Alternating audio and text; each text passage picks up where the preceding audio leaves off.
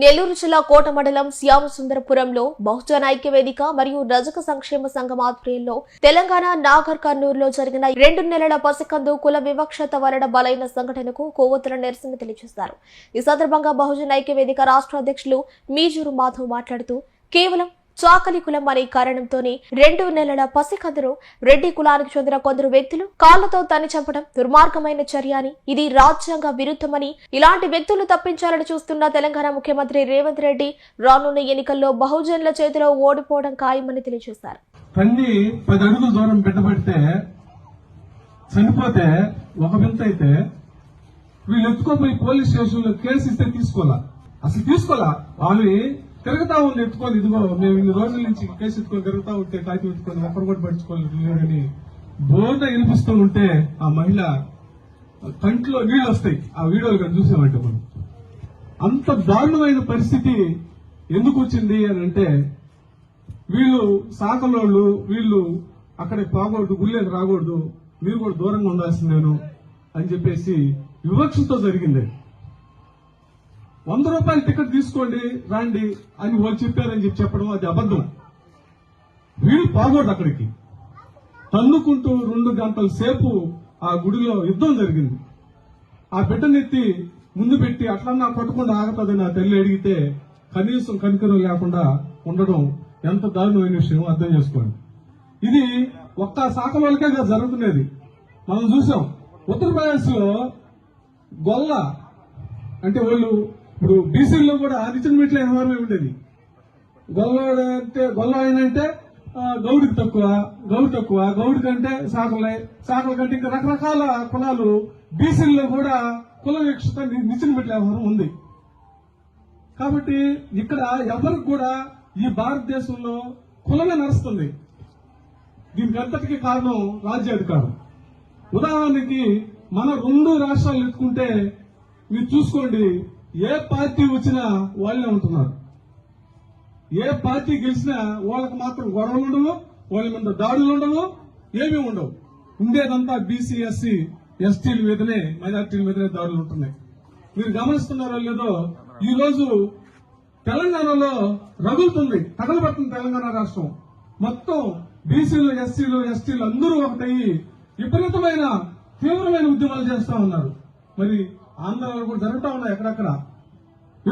అక్కడ వేసిన నిప్పు 2 రాష్ట్రాలు రాజుకుంది. దీనికి కారణం ఐక్యత వస్తా ఉంది. ఎస్సీ, ఎస్టీ, బీసీలు ఒకటి కాకపోతే ఖచ్చితంగా మనల్ని ఇదే విధంగా ఇంతకంటే దారుణంగా హింసిస్తారు. ఈ రోజు సాకలోళ్ళకి జరిగింది, రేపు మంగళవాళ్ళకి జరుగుతుంది, ఎల్లుండి ఇంకోటి తర్వాత ఇంకోటి జరుగుతూనే ఉంటది. దీనికి అంతటికి కారణం మన సార్ చెప్పినట్టు రాజ్యాధికారమే అంతిమ లక్ష్యం. ఇది డాక్టర్ బాబాసాహెబ్ అంబేద్కర్ గారు చెప్పిన మాట రాజ్యాధికారమే. రాజ్యాధికారం మన చేతిలోకి వస్తే మన మీద దాడులు జరగవు, మనల్ని ఎవరు అవమానించరు, మనం ఎక్కడ కావాలన్నా మనం స్వేచ్ఛగా బావచ్చు. ఈ రోజు ఒక్కటే అర్థం చేసుకోండి, కేసులు పెట్టలేదు ఈ రోజు వరకు అంటే దాని అర్థం ఏంటి? అధికారం.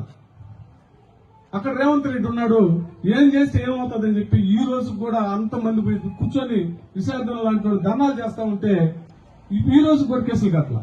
కడతాం ఏమైనా జరగనివ్వండి, చంపేసుకుంటారా, నరుక్కుంటారా, లేకపోతే తగలబెడతారా, కాలుస్తారా, ఏమైనా చేయండి, మేము ఈ రోజు కూడా మేము కేసులు కట్టమని చెప్పేసి అట్టే ఉన్నారు. మరి న్యాయం ఎలా జరుగుతుంది? ఈ రోజు ఈ 2 రాష్ట్రాలు కన్నా మనం ఉద్యమించకపోతే ఖచ్చితంగా అన్ని కులాలకి ఇదే జరుగుతా ఉంది. గౌళ్ళకి కూడా ఈ మధ్య ఒక దగ్గర మీరు గుళ్ళో రాకూడదని తల్లివేయడం జరిగింది. ఇక్కడ కూడా జరుగుతాయి, ఇక్కడ కూడా జరుగుతూనే ఉన్నాయి.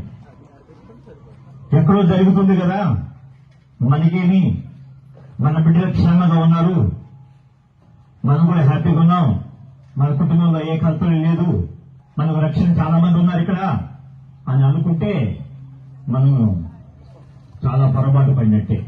మిత్రులారా, తెలంగాణ రాష్ట్రంలో జరిగిన ఆ వికృత చర్య 2 నెలల పసిబిడ్డ అమ్మాయి కాల్ తని దగ్గర 10 మీటర్ల దూరంలో పడిపోయిందంట. ఆ పాప కాలుతో తంతే గర్వంతో కొవ్వెక్కి కుల మదంతో నేను రెడ్డిని, మేము అది ఏది అనుకుంటా, వీళ్ళు తక్కువ జాతి వాళ్ళు కదా, వీళ్ళు ఏం చేయగలరులే అని కుక్కల కంటే హీనంగా మనల్ని ఊహించుకుంటూ, మనల్ని భావించుకుంటూ, మనల్ని లెక్క చేయకుండా మన జాతిని SC, ST, BC, Muslims, minorities ఇవి ఈ దేశంలో బానిసత్వ ప్రజలైపోయాం.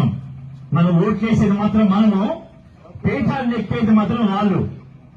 ఇది మనం తెలుసుకోకపోతే తెలంగాణలో జరిగిన ఆ సంఘటనే మనకు రేపు శ్యామసుందరపురంలోనో, మన కోట అర్జునవాడలోనో లేదా వాకాడులోనో ఖచ్చితంగా జరుగుతుంది. మిత్రులారా, ఎస్సీ, ఎస్టీ, బీసీ, మైనారిటీస్ వీళ్ళందరికీ ప్రాబ్లమ్స్ ఒకటే ప్రాబ్లమ్స్, కుల వివక్షత. ఈ కుల వివక్షత మనం పోవాలంటే ఒకటే మార్గం, మనము బానిసత్వం నుంచి బయటపడాలి. బానిసత్వం అంటే ఏంటి? వేరే వాళ్ళకి లొంగిపోవడం, అగ్రకులాలకి లొంగిపోయి వాళ్ళు చెప్పిందలా చేయడం, వాళ్ళు ఎవరికి ఓట్ చేయమంటే వాళ్ళకి ఓట్ చేయడం, వాళ్ళు ఎక్కడ రమ్మంటే అక్కడికి పోవడం, ఇదే బానిసత్వం. ఈ బానిసత్వ సంఖ్యను తెలుసుకోకుండా ఎస్సీలు గాని, ఎస్టీలు గాని, బీసీలు గాని ప్రజాస్వామ్యంలో మనుగడ సాగించలేరు. ఈ వికృత చర్యకు సమాజ చైతన్య సమితి తరఫున నేను తీవ్రంగా ఖండిస్తున్నాను. ఎందుకంటే దైవ దర్శనానికి రజక బిడ్డ పోతా ఉన్నప్పుడు మీరు చాకలి కులస్తులు గుళ్ళోకి రాకూడదు అని కాలుతో తనడం, 10 అడుగుల దూరంలో పడిపోయి అక్కడే చనిపోవడం జరిగింది. కేవలం టికెట్ తీసుకోలేదు అనే ఒక సాకు చెప్తూ ఉన్నారు. టికెట్ తీసుకున్నారా తీసుకోలేదా పక్కన పెడితే కేవలం వాళ్ళు ఆ రజకులు ఆ గుళ్ళో పనిచేసే వాళ్ళే. ఆ గుళ్ళో ఆ దేవుడి బట్టలు ఉతికే వాళ్ళు 10 రోజులు, రోజుకి 10 సార్లు గుళ్ళోకి పోవడం రావడం అది కామన్. కానీ కేవలం ఈ సాకు పెట్టి వాళ్ళు ఏదో ఒక విధంగా వాళ్ళు తక్కువ జాతి వాళ్ళు, తక్కువ కులస్తులు అని చెప్పి కొట్టి చంపాలని చెప్పి కక్షతో అక్కడ ఉన్నటువంటి రెడ్డి గారు, శ్రీనివాసులు రెడ్డి గారు, అదేవిధంగా వారి టీము కలిసి దాడి చేశారు. దీన్ని 10 రోజుల నుంచి ఇప్పుడు రేవంత్ రెడ్డి ముఖ్యమంత్రిగా ఉండి వాళ్ళ రెడ్డి జాతి కాబట్టి పాపం కాపాడుకుంటూ వస్తా ఉన్నాడు. ఇది చాలా దారుణం. అక్కడ తెలంగాణలో దాదాపు 7 రజక సంఘాలు తో పాటు బహుజన సంఘాలు కానివ్వండి, ఎస్టీ, ఎస్సీ, మైనార్టీ సంఘాలు కానివ్వండి, ప్రతిరోజు నిద్రను మానుకుని ధర్నాలు చేస్తున్నా కూడా పాపం రేవంత్ రెడ్డి వాళ్ళకి ఒక లాడ్జిలో పెట్టి బిర్యానీ పెడతా ఉన్నాడు. ఇదంతా సిగ్గుచేటంటే ముఖ్యమంత్రి పదవికి రాజీనామా చేసి మరొకసారి నువ్వు పోటీ చేస్తే డిపాజిట్లు కోల్పోతావు. రేవంత్ రెడ్డి గారు జాగ్రత్త. ఎస్టీ, ఎస్సీ, బీసీ, మైనార్టీలందరూ ఏకమై ఉన్నారు. నీకు రాబోయే ఎన్నికల్లో సినిమా చూపిస్తారని కూడా ఇక్కడ నుంచి తెలియజేస్తా ఉన్నా. ఎందుకంటే అన్నోళ్ళు అంబేద్కర్ భవనం దగ్గర పెట్టుకుంటారు అంటే ఇంకా రేవంత్ రెడ్డి గారు బిడ్డను చూసి కూడా వాళ్ళ మీద శిక్ష తీసుకొని లేదు కాబట్టి ఆ దేవుడన్నా వాళ్ళకి శిక్షిస్తాడని మరియు అంబేద్కర్ గారు రాసిన రాజ్యాంగం ఈరోజు రక్షణ అయింది.